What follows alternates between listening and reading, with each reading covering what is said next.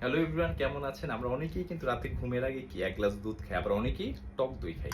এখন দেখেন এই দুইটার পার্থক্য কি? এই টক দই এবং আহ, দুধের পুষ্টিগত জায়গা থেকে এই দুইটাই কিন্তু প্রায় একই রকম। এই দুইটাই 100 গ্রামে কিন্তু 60 ক্যালোরির আশেপাশে 3 থেকে 4 গ্রাম পরিমাণ ভালো মানের প্রোটিন আছে এতে, এবং এর 87% কিন্তু পানি।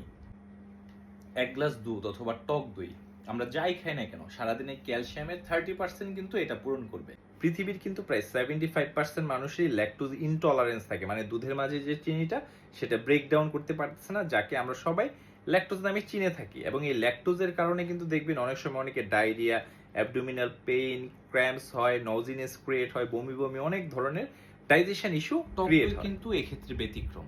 দুধের মধ্যে যে ল্যাকটোজটা আছে টক দই প্রস্তুতকালে সেটা ল্যাকটিক অ্যাসিডে পরিণত হয় ল্যাক্টোবেসিলাস নামে এক ধরনের ব্যাকটেরিয়ার মাধ্যমে, যা আমাদের খুব সহজে ডাইজেস্ট করতে হেল্প করে।